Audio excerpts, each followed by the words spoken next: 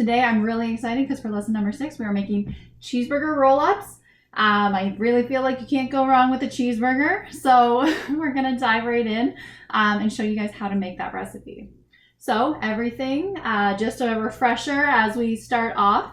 First thing I want you guys to do is make sure that if you have long hair, you put it up. You have an apron to keep your clothes safe if you feel you need that. And also I want everybody to make sure that you wash your hands for at least 20 seconds with warm water and soap. Wash them really well, wash your thumbs, wash your fingernails, rinse off, and then make sure you dry your hands, okay? So that is exactly what we're going to do to start off with being food safe. Start off, prep your cutting board, which I have my cutting board right here. And what you do to prep your cutting board is you put a wet towel underneath it, and that helps make sure that it doesn't slip all over the countertop. I'm pushing on this pretty hard right now, so I know that when I'm chopping, it's not gonna slide around anywhere. Okay, so I've done a little bit of prep work here to start off with. I'm gonna start off with telling you guys a culinary term. I've done my mise en place, okay? Mise en place. And what that basically say is that I prepared ahead and that I prepared all of the ingredients that I'm going to need for this recipe. So I'll give you guys a quick look. You can see I kind of have stuff chopped up. I have some pre-cooked beef. I have my tortillas ready and just being prepared for cooking from the chef world. That's mise en place. That just means you're prepped in advance. One good way to prep for mise en place, which you guys all need to do, is make sure you read through the recipe before you get started. That helps make sure that you know you have all the ingredients at home, and also so that you know that you have all of the tools at home. Because as you're reading through the cooking directions, you don't want to get halfway through the recipe and realize, oh no, I didn't have that, or I don't know where that is. Just make sure that you have everything in advance. What I'm going to do first is I'm actually going to, I have my burner right here, so I'm going to get that going, my pan, and I'm going to add in 2 teaspoons of oil. It's just canola oil right here. There we go. And I'm just reserving 1 teaspoon for later when we're actually going to be frying up the little rounds that we're going to cut, okay? Okay, and now I'm adding in 1 cup of onions. There we go. There we go. The onions are in. We're gonna add in the mushrooms. You can see that I've diced them up very, very fine. We'll put that in as well. Okay. And then lastly for this part, I'm gonna add in 1/4 teaspoon of salt and pepper, which I have measured out right here. Sprinkle that over top of everything. You can kind of see how it's looking. There we go. Getting a good view of it. Okay. And now while I'm waiting for that to kind of cook, so mushrooms carry a lot of water in them, and as well as onions. So I'm just trying to cook basically quite a bit of the water out. And you'll see the kind of consistency we're going for. We really want this onion and mushroom mixture to imitate the same style and texture as the ground beef that we are going to be using in this recipe. Okay, because it blends in better. It adds additional nutrients to the dish as well. And it's just better when it blends in well all together, okay? So while this is cooking, what I want to do is I'm going to touch base again because we haven't really talked about knife skills since lesson 1. So in case anybody, if this is their first lesson or they're just hopping in, I did want to go over a little bit more about the knife skills, because really I just talked about the chef's knife, which is the most commonly used knife, especially if you're a professional chef. Very important knife. But I did want to show you guys actually how to use a smaller knife as well. Just so that if you guys just aren't comfortable using a chef's knife right away or anything along those lines, this is a good introductory knife basically. Okay, so we'll head over and do that while this is just cooking away. It's all mixed together now, so you guys can see that mixed together. The burner is also just taking a little time to heat up, but I can hear it start to sizzle. It smells absolutely fantastic in my kitchen right now because I have the pickles, I have the cheese, I have the meat, I have stuff, onions sizzling away. So already in my house, and I'm sure if you guys have your ingredients out already at home, you can already tell. It already smells like a cheeseburger in here. So I am definitely ready for lunch right now. Okay, so I'm just gonna point you guys down to see the knives and the cutting board a little bit better. Okay, so what I do have is I have some mushrooms here that I wanted to use an example. So mushrooms are a perfect thing to try and cut for the first time because they're really soft. So it's really good practice. I also want to remind everybody at home, please, please, please have your parents around if you're going to be working on your knife skills. I just want to make sure that everybody is being safe at home, but it is important to learn how to use these tools at the same time. So just please make sure that your parents are around and that you're following my safety precautions, okay? Okay. You want to make sure that you put a wet paper towel underneath, a wet paper towel or regular towel. I have a regular towel under there, just to make sure that nothing's moving around at all. And I will give some tips on using your chef's knife again. We're going to go over that. But I also wanted to introduce the paring knife right here, okay? So with the paring knife, it's very commonly used in the culinary world to kind of, you use it to peel things, or you would use it to make, but it's safer, I would say, for you guys at home if you're going to peel something like a carrot, that kind of thing. There's tons of peelers. I'm sure everybody has a peeler at home, and it's just really easy and fast that way. And also this is used in a lot of times, like if you're making like a decorative strawberry that you want to fan it out, you would use this paring knife basically. So I'll kind of just show you guys some tips. Very similar to a chef's knife in that, as always, you want to keep your fingers tucked, okay? Everybody at home, make the claw, right? Because basically you want to make sure that the knife can't hit any of your fingers, right? And make sure your thumb is always behind these fingers that are straight, okay? Never like this, because that's dangerous. Always make the claw, okay? Keeping your fingers tucked back. Very important, okay? Okay, so as I mentioned, I did cut up the mushrooms all nice and small. So how I did that is, first of all, anytime you're dealing with mushrooms, you want to clean them off. I purposely picked some that have a little bit of dirt on them. You can see that there. So you can actually rinse your mushrooms, but you want to make sure that you don't soak them, okay? So don't keep them in water for a long time, but you can rinse them off in a colander, okay? And this is the other option. You can just wipe them clean with a damp towel, and that will take off any surface debris, okay? So that's how you clean off mushrooms. And that's a good tip anytime that you are going to be cutting vegetables.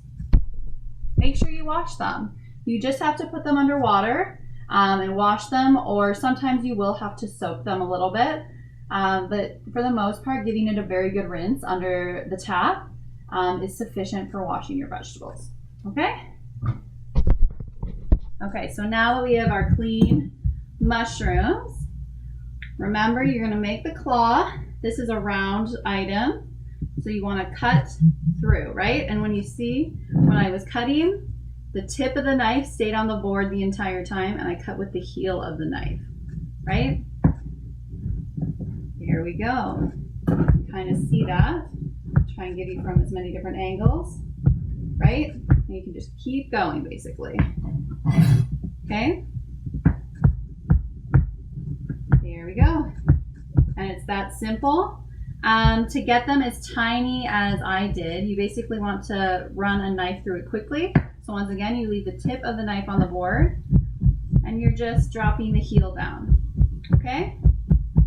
Your fingers are safely out of the way, and you're getting a nice small dice. Well, chop really, because it's rough. There we go. Then you clear it off, always pushing away from the blade, not ever up towards. And this also has another important, anytime you're using a sharp knife, whether it's a chef knife or it's a paring knife, what I want you guys to do is when you're carrying it, can't really see it, I'm a little short here, but you want to carry it at your side, pointing down, okay? That's how you walk around the kitchen with a knife. Another very important tip is when you're putting your knife to be cleaned, do not put it in the sink, especially if the sink is full of water, because somebody can put their hand in the water and start rooting around, trying to unplug it or figure out what other dishes are in there, and then they can get hurt, okay? You don't want anybody to get hurt in the kitchen ever. So basically, if the sink is full of water, put the knife next to the sink, and if you're doing the dishes, good, you know the sink, you know the knife isn't in the sink. But if somebody else is doing the dishes, just tell them that you're placing the knife to be cleaned next to the sink. Okay? Safety first. Okay, guys? I want you guys to all be super safe at home so that nobody gets hurt. Okay, this is coming along super well. Kind of lift it up. You guys can take a look. See how it's all going. Actually, I'll lift it up this way. Here we go. So you can see it's getting pretty well cooked. You can see little brown bits. And these little brown bits are actually mushroom and onion that have caramelized. So that's like that. It adds just so much depth of flavor. So anytime you see that, that's perfect. What you want to do is kind of utilize some of that moisture that came out of the mushrooms and kind of scrape it off the bottom of the pan so that it gets mixed all in with the mushrooms and with the onion as well. Okay? So that's going to be done super soon. So I just want to hop back and show you guys how to use a paring knife, basically. Okay, so paring knife, kind of a similar situation. It's a smaller blade, so you might feel more comfortable with it. You are going to be, the major difference with a paring knife is that you're going to be cutting using the tip of the knife, okay? It's not one where you try and use the heel. So basically, but you still want to use your claw finger. And you can see that, so it's very similar, right? You're still using the claw and you're still keeping your fingers out of the way, but you're using the tip of the knife to kind of cut everything. And you can see that this can kind of give a very just precise result. So that's why a lot of people like to use a paring knife. I feel like in general, a chef's knife, so the bigger knife we were using earlier, just helps things get done faster. But if you want like a very precise cut, precision cut, then a paring knife is definitely what you should be working with. But you can see in terms of knife safety that the rules are pretty similar. The claw is so important in knife safety. So I'm just going to keep cutting up these. These are dill pickles, which taste very delicious on cheeseburgers. So I'm sure you know why I'm doing this right now. It's going to go into our delicious filling.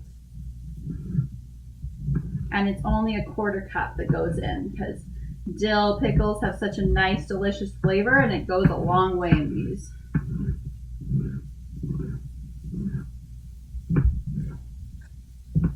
Okay, so I have my nice 1/4 cup of dill pickles ready to go. This is done. Fully cooked. You can tell there's not a lot of moisture left in the pan, so you know that it's done, okay? And you can see that it's kind of imitating the same consistency as ground beef, which is what we're going to be using. So I'm just going to transfer this over to a bowl. So I keep talking about using ground beef in this recipe, but what you can also do is that this recipe is fantastic for using up leftovers. So it's, we said a cup of ground beef. So that could be anything from, if you made big batch beef, if you remember from lesson number 1, our big batch beef, you can use a cup of your big batch beef. If you had a roast beef dinner, maybe the night before, and you want to use that for something a little different, what you can do there is, so if you've had roast beef the night before, you can just really use your paring knife. It would be good paring knife experience to just cut up your roast beef into really small pieces, and that can also work. But as mentioned, what I'm using today personally is that I do have my ground beef right here. So I'm going to be putting ground beef into the bowl along with the mushroom and onion mixture. Okay, so 1 cup right there. There we go. Perfect, perfect, perfect use of leftovers. Now I'm just gonna read my recipe, right? So we're reading through our recipe to make sure that everything is going in here that needs to go in here. So we put in the first ingredients, obviously, the mushrooms, onions, salt and pepper, and the ground beef, or your leftover beef, whatever you prefer to use. Now we're gonna add in our dill pickles. Yay! I don't know about you guys, but I absolutely love dill pickles, so I am excited for that addition into this. So put the dill pickles in the bowl. Here we go. That's about a 1/4 cup. Right there. And then I add in 1/2 cup of cheddar cheese, shredded cheddar cheese. There we go. As always, remember you can use whatever cheese you have at home, whatever makes it easier. So if you have marble cheese, go for your marble cheese. Cheddar, what you guys have at home, I'm sure will work. If you like it on a burger, you're gonna like it in this wrap, okay? And then next down the list is ricotta cheese. So this is, it's kind of gonna wash out there. So ricotta cheese right here. It's kind of like a very fine cottage cheese. So you might think that you've never had ricotta cheese before, but you probably have if you've had lasagna. It's a very common ingredient in lasagna. And in addition, it's just in general used in Italian cooking. So that is going to be added in there as well. And really what the ricotta cheese is going to do is it's going to help kind of bind everything together, because a huge part of this is that the filling itself, the beef cheeseburger filling, has to be sticky so that it kind of sticks the roll together as you're rolling it out. So that's the role that the ricotta cheese is playing in this dish today, okay? And then we're just gonna mix it all up. That easy. That's the filling. Here we go. So you just kind of mix everything up.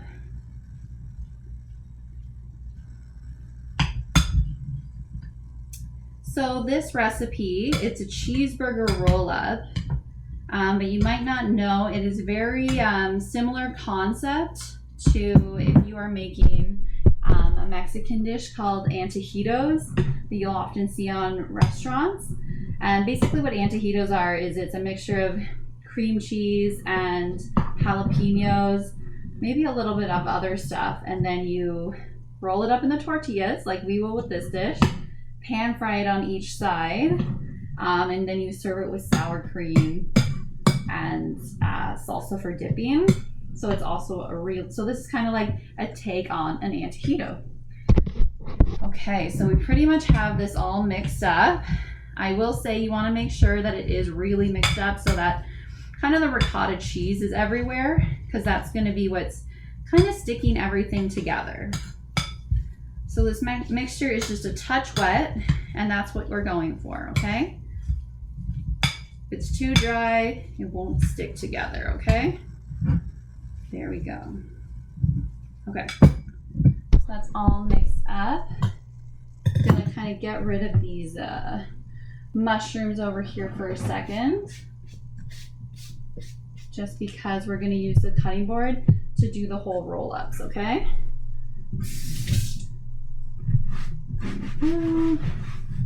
Okay, this is the part that I'm excited for. I love this part of it, just because it's so simple.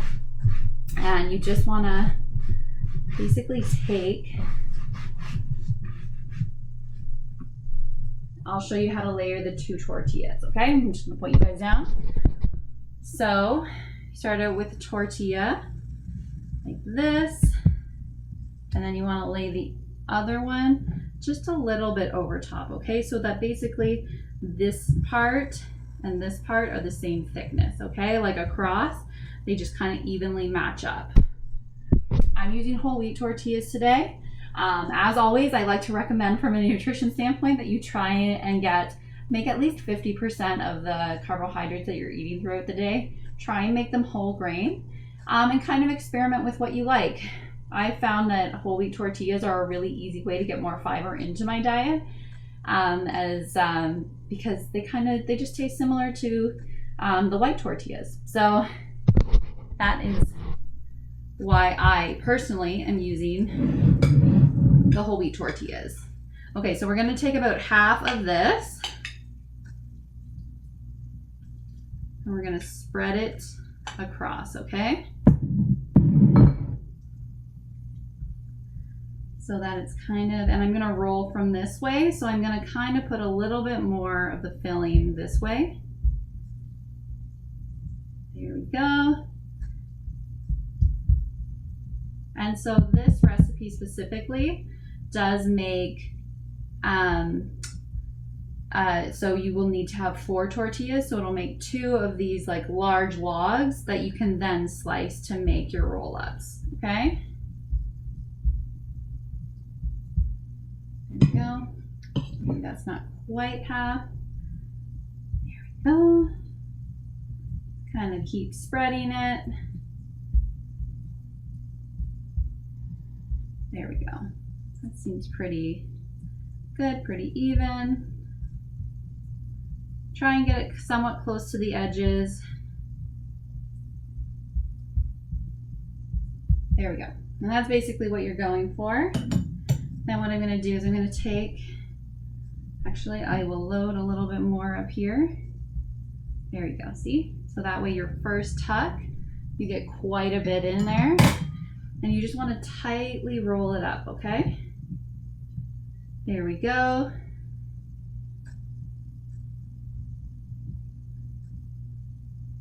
We're rolling, we're rolling. There we go. And when you get to this, because that might freak you out a little bit, just keep it tucked, okay? And keep rolling. There we go. That easy. And that's how you have that nice little log right there going. Okay, I'm just gonna prep my pan a little bit because I want to make sure that it's nice and hot for the moment when we do actually slice this and start frying it, okay?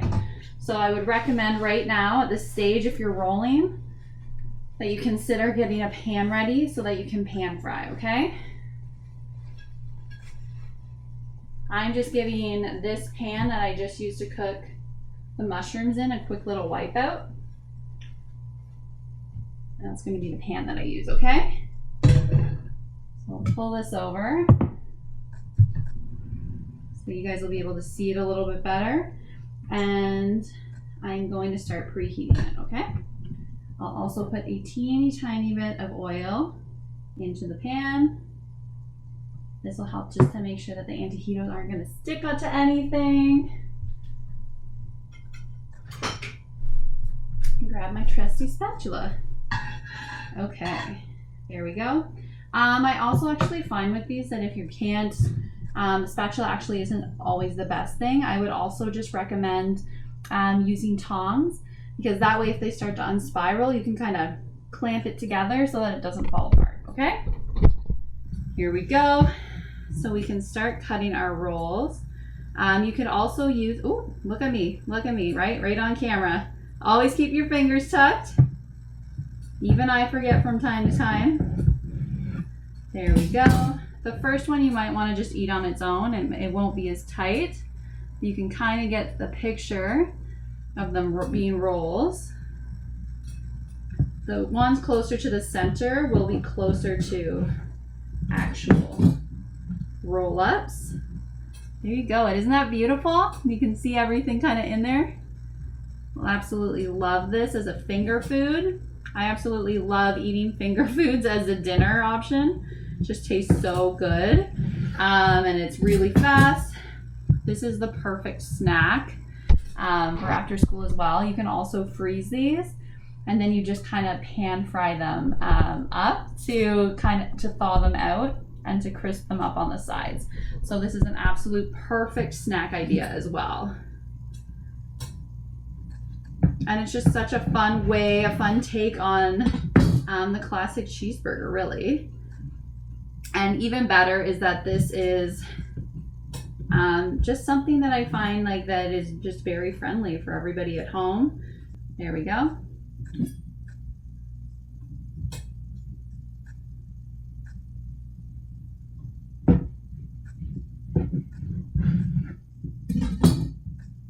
Here we go. Just do one more, and then we'll get these guys going in the pan, okay? Because that's really the fun part that I absolutely love. It's putting them in the pan. So here we go. You can hear it kind of sizzle right away. I just did that a little bit to get a little bit of oil on the bottom. Here we go. There we go. And you can see it's nice to use tongs because not all of it doesn't stick fully. If there's no filling, it won't stick. So it just helps you keep things together a little bit.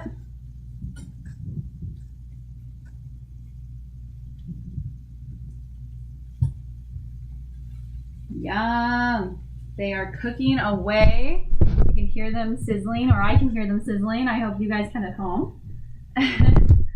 And then you can kind of just take a look at what I have here. Right? They're just cooking away. And I actually, instead of using my spatula, I am going to use my tongs, okay? So I'll just grab those quickly.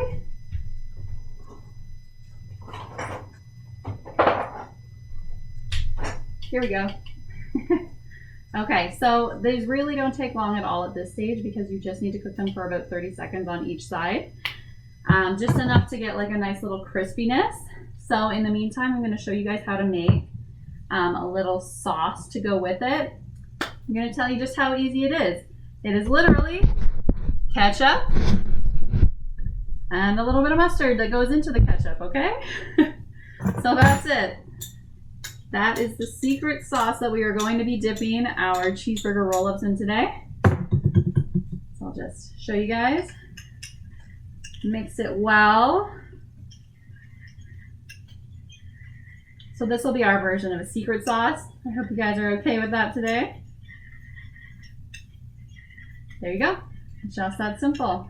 Now we have a nice little dipping sauce for our little cheeseburger antojitos, our cheeseburger roll-ups.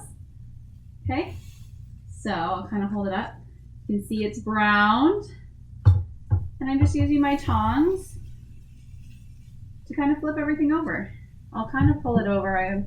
Maybe you guys can see me as I'm working away. Not sure if you guys can quite see inside the pan. Here we go, yeah. There we go.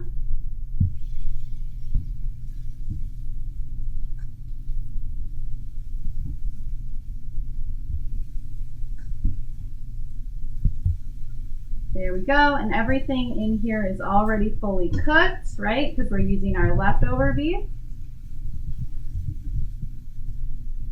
Which means that they are food safe because we're really just reheating it at the end of the day. Okay, so to go along with my cheeseburger roll-ups, there we go. I have my carrots and I have some sliced up cucumber. Something else that would be really, really good with this is I really like snap peas.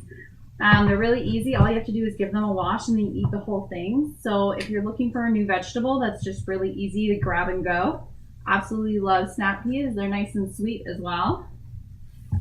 Okay, so now these are done, both sides. So I'm just gonna put 3 or 4 on my plate, and that'll be my lunch. So I'm super excited for these. This is absolutely one of my favorite meals. There we go. So here's my little plate, my lunch plate. You see it all done up. I put a little bit of dip there as well. I'm just gonna give it a try right now. There we go, a little bit of our secret sauce.